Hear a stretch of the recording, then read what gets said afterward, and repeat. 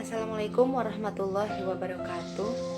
Perkenalkan, nama saya Lala Nur Aulia, NIM KHGC 19066 dari kelas 1B, Prodi S1 Keperawatan, yang insya Allah sekarang akan menjelaskan tentang pengobatan tradisional upacara Badewa dari suku Dayak Bakumpai, Kalimantan Tengah. Upacara Badewa yaitu salah satu upacara adat tradisional untuk menyembuhkan orang-orang yang sakit.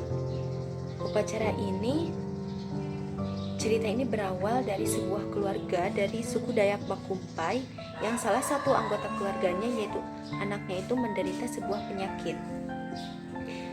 Kemudian kedua orang tuanya mencari cara untuk mengobati anaknya tersebut dengan menggunakan tanaman-tanaman obat.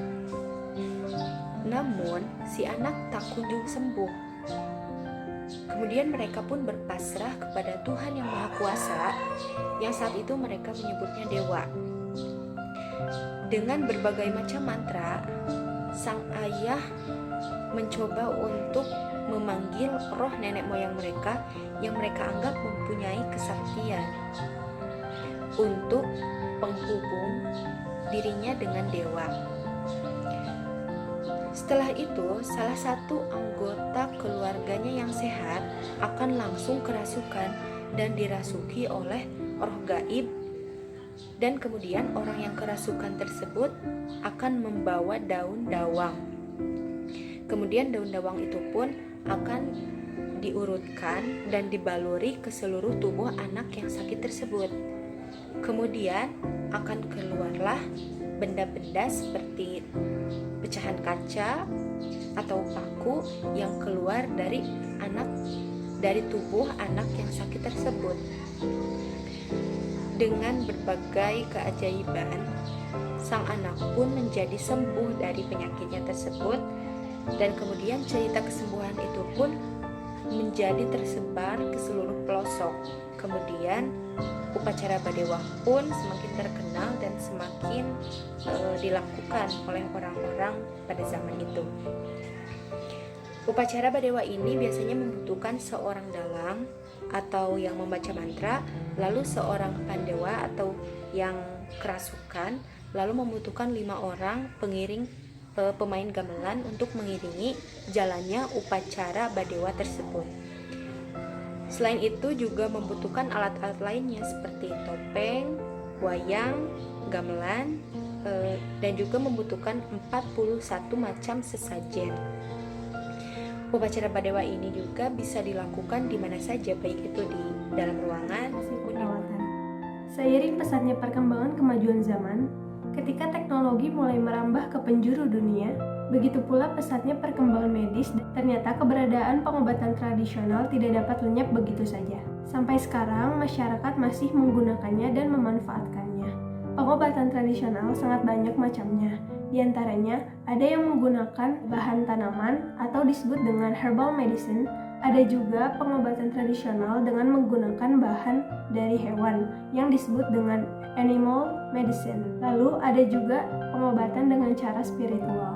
Jika dilihat dari sisi sejarah, tanaman herbal sudah banyak digunakan nenek moyang Indonesia untuk pengobatan tradisional. Hal ini bahkan tertuang dalam naskah kuno Nusantara, termasuk diantaranya pada naskah Sunda. Pada naskah ini, sejumlah tanaman herbal seperti jenis-jenis kunyit, temulawak, serta kunir diungkap manfaatnya. Di antaranya, yang pertama temulawak, mengandung minyak atsiri yang berkhasiat meningkatkan daya tahan tubuh. Lalu yang kedua ada kunir, yaitu manfaatnya untuk meningkatkan kekebalan tubuh, mengobati demam dan diare. Lalu yang ketiga ada rumput teki yang digunakan sebagai obat jantung, asma, dan kanker. Selain itu tentunya masih banyak lagi. Selanjutnya saya akan memaparkan dari 3 kabupaten yang ada di Jawa Barat, seperti Sumedang, Garut, dan Cirebon. Yang pertama, Kabupaten Sumedang. Pada penyakit asma, bahan yang digunakan untuk mengobati penyakit ini adalah menggunakan undur-undur, yaitu sejenis binatang kecil yang jalannya mundur. Bahan lainnya yaitu pisang. Cara membuat obatnya adalah undur-undur yang dimasukkan ke dalam pisang lalu dimakan. Ketika badan panas, meriang, demam, bahan yang digunakan untuk mengobati penyakit ini adalah daun kaca piring. Adapun cara membuat obatnya yaitu dengan daun kaca piring diremas, lalu lalu diperas airnya. Kemudian airnya dikompreskan ke bagian badan yang panas. Selanjutnya Kabupaten Garut. Di Garut, fenomena masyarakat di daerah menggunakan air yang diberi doa untuk menangkal berbagai penyakit fisik dan non-fisik. Tentunya masih banyak digunakan. Cara pengobatannya yaitu air yang dimasukkan ke dalam gelas atau botol, lalu didoakan oleh seseorang yang dipercaya agamanya sudah mendalam, seperti syekh, ustadz. Kemudian jika sudah didoakan, air tersebut langsung diminum. Lalu yang ketiga pada Kabupaten Cirebon. Terapi yang digunakan dalam pengobatan tradisional di Cirebon diantaranya dilakukan dengan menggunakan terapi spiritual Islami, terapi oleh nafas, terapi pijat, dan terapi psikologis. Mungkin sekian dari saya, yaitu sedikit pembahasan mengenai cara pengobatan tradisional dari Provinsi Jawa Barat. Tentunya masih banyak lagi cara dan macam yang digunakan oleh masyarakat Jawa Barat untuk mengobati penyakit berkaitan dengan kesehatan. Tepatnya pada suku Nuaula, ibu hamil diawasi oleh seorang dukun bayi atau dukun beranak yang disebut dengan Mama Biang. Masyarakat itu sendiri mempercayai bahwa Mama Biang memiliki banyak ilmu yang akan mengusir roh jahat dan menyelamatkan sang cabang bayi. Kemudian, masyarakat melakukan tradisi upacara adat 9 bulanan untuk mengusir roh jahat dan menyelamatkan sang ibu pada saat melahirkan. Pada saat melahirkan, sang ibu ditolong oleh Mama Biang dengan menyiapkan alat seperti untuk memotong tali pusar, yaitu menggunakan bambu yang mereka sebut dengan wate. Kemudian menyiapkan air dari sungai untuk memandikan sang bayi. Masyarakat mempercayai bahwa air sungai tersebut memiliki kesucian dan akan menyelamatkan sang bayi dari roh-roh jahat. Bejenjang merupakan tradisi atau ritual pengobatan yang terdapat di Desa Metunda, Kecamatan Lingga, Kepulauan Riau. Bejenjang atau bejenjang sering juga disebut dengan bertari karena ritual ini dilakukan secara bertahap dan berjenjang. Namun masyarakat sekitar lebih mengenalnya dengan nama bejenjang.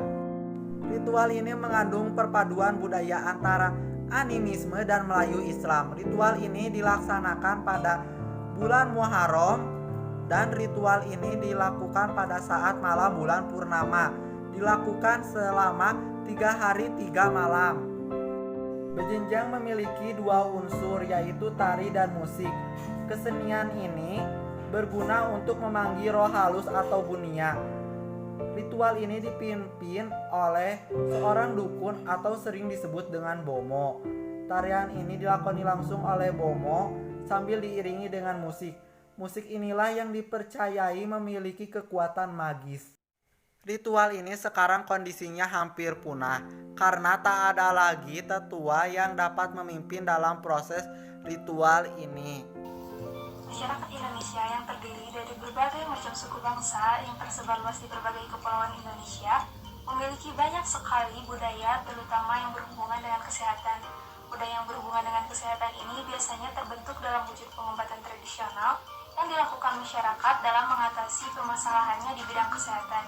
Pengobatan tradisional di berbagai macam suku itu bermacam-macam. Salah satunya terdapat pada salah satu suku di Provinsi Bangka Belitung. Di Provinsi Bangka Belitung sendiri terdapat suku Sawang. Masyarakat di sana masih memegang tradisi pengobatan beberapa jenis penyakit. Suku Sawang juga masih memiliki kepercayaan yang tinggi terhadap dukun. Pengobat di sana memang tidak begitu banyak karena rata-rata pengobat berasal dari keturunan pengobat pula atau memiliki ilmu pengetahuan dari nenek moyangnya.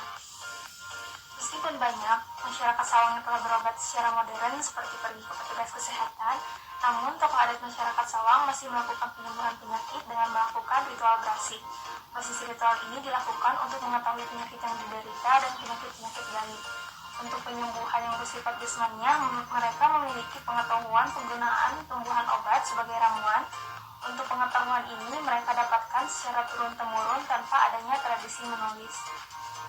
Kegiatan ritual bersih ini dipimpin oleh seorang dukun yang dipercaya dapat berinteraksi dengan arwah leluhur. Kemudian dukun ini dapat mengetahui jenis penyakit yang diderita masyarakat. Jenis penyakit yang diderita masyarakat menurut informan sebagian besar merupakan penyakit yang terkena guna-guna, sehingga pengobatannya pun menggunakan mantra. Selanjutnya dukun ini melakukan penyembuhan dengan jempa jampi ataupun menggunakan ramuan tumbuhan obat yang ada di sekitarnya.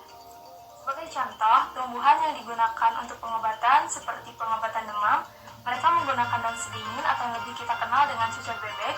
Daun ini ditumbuk hingga halus lalu ditempelkan di kening. Dan ternyata daun ini memberikan efek dingin. Efek dingin inilah yang mampu mempercepat penurunan panas demam. Untuk contoh lainnya, pengobatan luka. Mereka menggunakan pelepah daun pisang. Pelepah daun pisang ini dipotong-potong hingga mengeluarkan air atau getah, lalu ditempelkan pada luka. Dan ternyata getah ini mengandung saponin, flavonoid, dan asam askorbat yang dapat mempercepat penyembuhan luka. Jadi, suku Sawang ini memiliki kebudayaan dalam mengatasi berbagai masalah kesehatan yang dilakukan secara turun-temurun dan diwariskan dari generasi ke generasi berikutnya.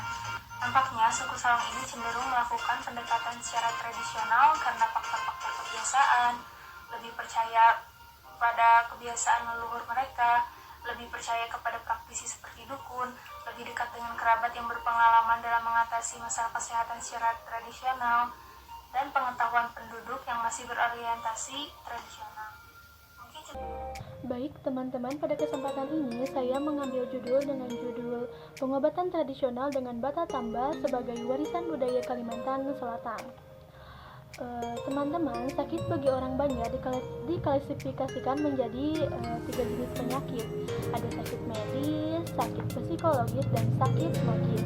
Sakit magis walaupun ada hubungannya dengan tanda-tandanya pada fisik dan psikis yang sakit, tetapi sakit jenis ini dalam kepercayaan orang Banjar harus diobati secara magis pula dengan cara-cara ritual yang khas, persyaratan khusus, misalkan sajen, diduduk dan dilakoni oleh seseorang yang dinamakan Pananamba. Sakit magis dimaknai sebagai sakit yang disebabkan oleh adanya pengaruh atau gangguan dari entitas goib, makhluk goib, ataupun orang-orang halus. Misalnya kapuhunan, kapidaraan, pulasi, kataguran, kasurupan, dan kapinyitan. Dikehendaki oleh seseorang sebagai pembalasan atau permusuhan dengan cara memanfaatkan kekuatan atau makhluk goib dengan cara telus, santet, dan guna-guna atau yang disebut parang maya, serta lain-lainnya. Dengan kata lain, sakit ini timbul karena ketidakharmonisan antara hubungan manusia dengan alam goib. Dalam konteks yang demikian, kehadiran seorang Pananamba menjadi sangat penting bagi masyarakat Banjar. Secara etimologis, Bata Tamba dalam bahasa Banjar berasal dari kata tamba atau tatamba yang bermakna obat. Bata Tamba berarti berobat atau berdukun. Mananambai bermaksud mengobati atau menyembuhkan, dan Pananamba berarti orang yang memberikan pengobatan, menurut Debar Habib 2008. Menurut Syamsiar Teman tahun 2005 menyatakan bahwa Bata Tamba dalam masyarakat Banjar sangat unik karena selain menggunakan ramuan-ramuan tradisional dari seorang Pananamba atau tabib, Bata Tamba juga menggunakan benda-benda tertentu sebagai syarat pengobatan. Misalnya kain sasirangan yang dililitkan di kepala atau laung, kemudian atau diselimutkan bahkan di badan untuk menyembuhkan sakit kampinitan atau sakit panas. Kemudian, bagaimana sih proses Bata Tamba itu dilakukan? Yang pertama yaitu dengan cara baca doa dan mantra. Orang Banjar meyakini bahwa bacaan-bacaan tertentu berupa doa, zikir, atau ta'awudz yang diambil dari Al-Quran dan hadis Nabi Muhammad SAW mengandung kekuatan magis yang bisa menolak pengaruh goib. Yang kedua yaitu dengan cara tulisan dan simbol. Tulisan dan simbol yang digunakan untuk menolak bala, misalnya jimat, tanda cacak burung, 20 motif daun jaruju. Yang ketiga yaitu dengan cara air penawar. Air penawar dimaksud atau disebut juga air berkah. Kemudian selanjutnya yang terakhir yaitu benda magis. Secara umum, masyarakat Banjar mempercayai 4 jenis kelompok benda-benda yang dianggap mengandung kesaktian, kelebihan, tuah, ataupun kekuatan magis. Pendekatan pertama, Bata Tamba secara medis atau obat-obatan tradisional yang dalam ilmu pengobatan modern mungkin disebut dengan herbal, serta dipijit atau diurut. Sedangkan untuk Bata Tamba atau penyembuhan secara non medis atau menggunakan ilmu-ilmu magis, pada umumnya terhadap seseorang yang terkena gangguan jiwa karena ulah orang lain. Yaitu bagaimana caranya masyarakat Sumatera Selatan mengobati telinga yang berdengung. Jika telinga kita berdengung berhari-hari di Sumatera Selatan, itu biasanya masyarakat mencari pelepah pepaya. Mereka memotong pelepah pepaya tersebut menjadi sepotong kecil. Lalu sepotong kecil tersebut dibakar atau dipanggang sehingga suhunya agak sedikit hangat. Lalu didekatkan ke telinga dan ditiupkan pelan-pelan. Dan itu mengakibatkan telinga sedikit hangat, suhu di dalam telinga sedikit hangat. Dengan pengobatan ini, apakah sesuai dengan teknik kesehatan? Ya, baik, mari kita bahas. Ketika telinga kita berdengung itu biasanya disebabkan oleh infeksi telinga, gangguan gendang telinga, penumpukan kotoran di telinga, penumpukan cairan di telinga, lalu ada pengaruh obat-obatan, kejang otot di antara telinga, lalu ada cedera di antara kepala dan leher, darah tinggi, dan kolesterol. Dengan banyaknya kemungkinan penyebab telinga berdengung ini, biasanya tenaga kesehatan menentukan dulu apa yang menjadi penyebab pasti dari telinga berdengung tersebut, barulah mengambil tindakan yang akan dilakukan agar telinga tidak berdengung lagi. Tapi pada dasarnya, biasanya hal yang dilakukan pertama adalah membersihkan telinganya, lalu diberikan terapi pendengaran, diberikan musik relaks, akan diberi sebuah obat untuk dikonsumsi. Kandungan dalam pepaya sendiri yaitu terdiri dari B kompleks seperti folat, nialin, pantotenic acid, iridosin, riboflavin, vitamin A, vitamin C, vitamin E, kalsium, zat besi, fosfor, magnesium, zinc, dan peptide. Dengan banyaknya nutrisi-nutrisi yang ada di dalam pepaya, terdapat beberapa komponen yang dipakai untuk pengobatan alternatif dari telinga berdengung, seperti vitamin B kompleks dan zinc yang keduanya ada di dalam pepaya. Lalu ada peptide yang bertugas untuk menyembuhkan luka, itu juga membantu untuk menyembuhkan telinga berdengung. Jadi dapat kita simpulkan bahwa pepaya atau pelepah pepaya dapat membantu telinga berdengung meskipun menjadi alternatif seperti itu. Jadi yang dilakukan di Sumatera Selatan tersebut masuk atau termasuk dalam kaidah kesehatan, sehingga alternatif tersebut tidak menentang kesehatan dan baik untuk digunakan dalam pengobatan.